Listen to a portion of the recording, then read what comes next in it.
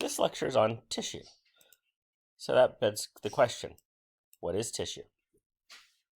Wrapping paper? No. Oh, it's right here. It's what you blow your nose on? No, it's not that.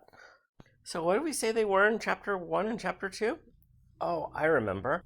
They are two or more cells of the same type with a common task. So why are they important? Why does tissue get a whole chapter? They form the structural parts of organs. So why are they important?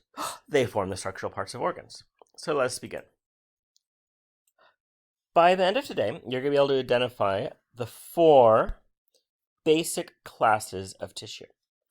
And we're going to also look at how they're held together. Remember, a tissue is 2 or more cells. Well, the cell has to be held together. So you'll be able to list the junction type and give their function. Students have trouble with this. And identify which 2 make up the intercalated discs. So, our body tissues. We talked about this last chapter. We have connective tissues. What do connective tissues do? That's right, they connect. Epithelial. So what is epi on top of? So they line things. So there's always going to be a free surface. Remember our lab last class? You had cuboidal epithelial. And this cuboidal epithelial is lining this tube right here. What does muscle do? It moves things, and then nervous tissue responds. Let's see, are we right? So tissue. So these are the epithelial tissue. They have a free surface. This is the lumen right here. And this is the lumen of this one. So they line things. So muscle tissue moves, and nervous tissue senses and responds. So the 4 primary classes. Epithelial tissue, it lines. Connective tissue connects. Nervous tissue responds. And muscle tissue moves. So the outside of your skin would be an epithelial tissue. It lines. Your brain would be nervous tissue. Your biceps brachii would be a muscle tissue. What would fat be? Is fat a tissue? I seem to have a lot of it. Or what about blood? Is blood a tissue? We'll find out. So, since a tissue is 2 or more cells, they have to be held together. So we have these blobular cells over here that are being held together with all these things. This green thing, this yellow thing, red thing, and another green thing. So there's 5 types of junctions. What does tight mean to you? It means close. So this junction right here is a tight junction. Does it look like anything can get in? Doesn't look like to me. The second, adhering. What's adhering? What's adhesion? It's glue. So these red ones right here are adhering ones. What about desmosome? Desme Howard? No, I have no idea what desmo means. Now, some means body, by the way. Gap junctions. These yellow ones are gap junctions. What do you think that means? It means there's a gap, so something could go from this cell right here through the gap into the cell right here. And hemidesmosomes are these things down here on the bottom. What do you think hemidesmosomes are? Well, hemi means half, so it must be half a desmosome. And like magic, after I finished talking, it appeared. So tight junctions are found near the apex of the cell. We're going to learn today apex means top. So this would be the apex. This would be the apex. And here's my tight junction. It is tight. It's actually the cell membrane is fused together. So here's cell 1. And here is cell 2. And you see right there? That is a fusing of the cell membranes. So the cell membranes are really fused together.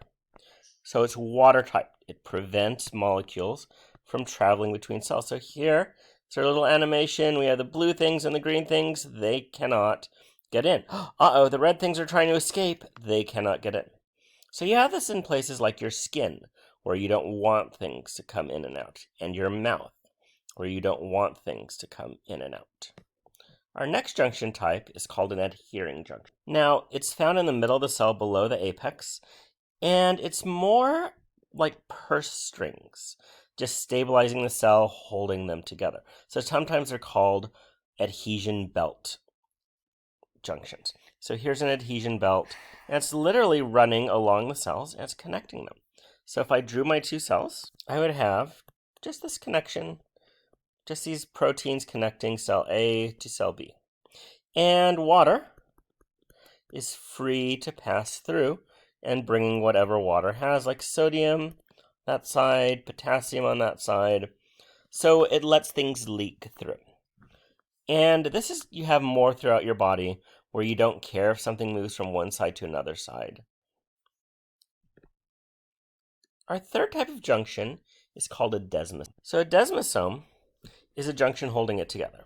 Now, if we review what we did so far, we have our tight junction does not let things pass through.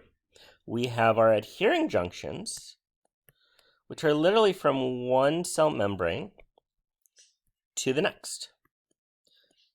And that's very weak. The cells can be grabbed and yanked apart. So the desmosome has an anchor on the cytoskeleton of the cell. It goes out, it anchors in the cytoskeleton of the next cell. So it has these anchor points inside the cells that are connected to the cytoskeleton. And it's a lot stronger. So you're here where there is a lot of stress. You have them in the heart. You have them in the urinary bladder. You have them in the intestinal tract. You even have them in the skin. So it's a very strong junction that prevents cells from moving apart, where this adhesion belt junction, they can be ripped apart very easily. Now a hemidesmosome, hemi means half. So it's only half the desmosome. So our desmosome is anchoring here on the first cell, and it's extending inside the other cell. Now it has two cells, cell 1 and cell 2, to anchor on. Well, the hemidesmosome is anchoring the basement. So this is something called the basement membrane down here, and it's made up of elastic tissue. The hemidesmosome is starting inside the cell, but it's attached to this basement membrane instead. All epithelial tissue is going to have these hemidesmosomes. It attaches to the cell to their basement membrane. If you crawled into the basement of your house and looked at the foundation, you would see there's these bolts attached to the bottom of your framing that are attached to the foundation concrete. That's basically what a hemidesmosome is.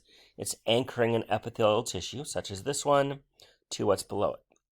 So here's the cell, here's the cytoskeleton, and it's anchoring it to this tissue down below. Now, a gap junction is where you want things to transfer from the cytoplasm of one cell to the cytoplasm of another. So that's, this purple thing is going to go from here over here. This blue thing from here over to here. The adhering junction is letting things pass from this space between cells. So things are not going from the cytoplasm to the cytoplasm. So here we see all this movement of molecules going from here to over here. Since your book talks about it, I'm going to talk about the last type of junction as well. It's called an intercalated disc. Now, an intercalated disc is actually two types of junctions. You have gap junctions here between two cells. So calcium can move from this cardiocyte, cardiac muscle, into the next one. So it can move that way. Then you have these desmosomes that are anchored to the cytoskeleton, and it's a combination. According to your textbook, there's also adhering junctions. So let's see what you guys know. Which junction connects the epithelial tissue to the protein fibers below? Gap junction's a tunnel. It is not gap junction. Tight junctions at the apex below sounds like it's not the apex. It must be hemidesmosome. Which junction forms a waterproof barrier at the apex of the cell? Well, that's a tight junction. Adhering, that's the purse strings that lets materials pass in between the cells. And desmosomes are the bolts. Which fiber forms a bolt-like junction between the intermediate fibers, that's of the cytoskeleton. Sort of like this. I guess it's more like that. Fine. That would be a tight. No, that's at the apex. That's waterproof. Adhering, those are the purse strings. Weak. It's the desmosome. And lastly, which junction is found only in the heart and made up of 3 different types of junctions? That is the intercalated disc. And that's our first part. We will look at epithelial tissues in our next lecture, our next part of our lecture. Thank you.